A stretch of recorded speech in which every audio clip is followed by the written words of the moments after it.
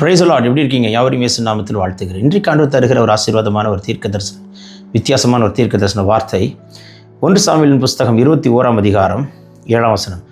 1 Samuel 21:7.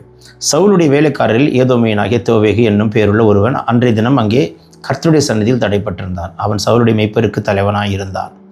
இதில் இருந்தெல்லாம் கர்த்தர் என்ன பேசுவார்? கர்த்தருடைய சந்நிதியில் தடைப்பட்டிருந்தான். அவன் சவுலுடைய மெய்ப்பனாக இருந்தான், தோவேகு என்கிறவன்.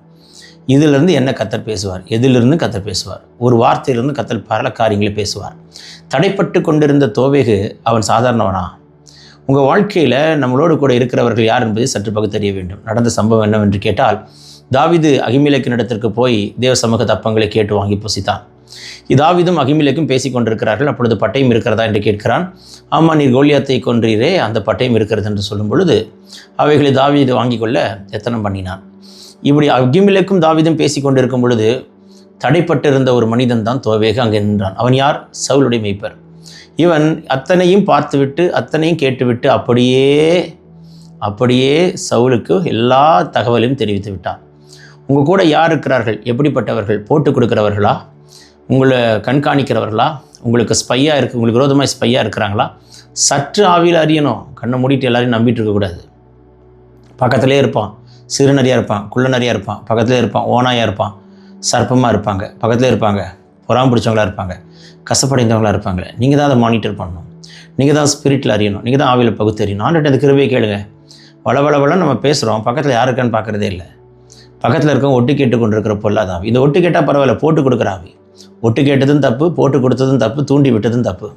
இப்போ சவுல் பாருங்கள், அப்படியே 84 ஆசாரியர்களை கொன்று போட்டான். ஒரு ஆசாரியன் உருவாகிறது எவ்வளோ கஷ்டம் தெரியுமா?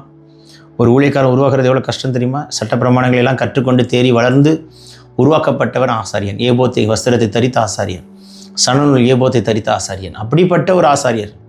ஆனால் பாருங்களேன், ஒட்டு கேட்டவன் போட்டு கொடுத்தான், கூட இருந்தவன் குழி பறித்தான். உங்கள் வாழ்க்கையில் கூட இருந்து குழி பறித்த ஆட்கள் எத்தனை பேர் இருக்காங்க?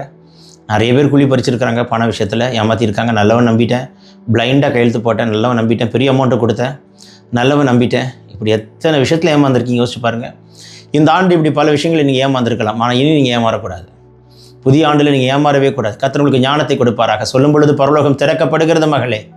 தேவன் உங்களுக்கு ஞானத்தின் ஆவி, புத்தியின் ஆவி கர்த்தர் கொடுக்கிறார். பகுத்தறிகிற கிருபையை கர்த்தர் தருகிறார். பேசி கொண்டிருக்கும் போதே ஒரு வல்லமை உங்களை நோக்கி பாய்கிறது. ஒரு அக்கினி இறங்குறதை பார்க்கிறேன். உங்கள் மனக்கண்களை கர்த்தர் திறக்கிறார். You may be work in the corporate sector, doesn't matter.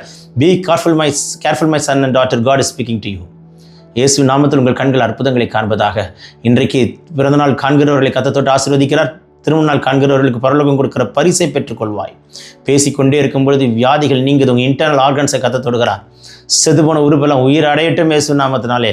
Doctor கொடுத்த டைமை நான் கேன்சல் பண்ணுகிறேன். ஆயுசு நாட்களை கூட்டி கொடுக்கிற கர்த்தருடைய வல்லமை கட்டவிழ்க்கப்படுவதாக. Take this prophetic word, receive it in Jesus' mighty name. Amen, amen, amen. God bless you. Have a blessed day.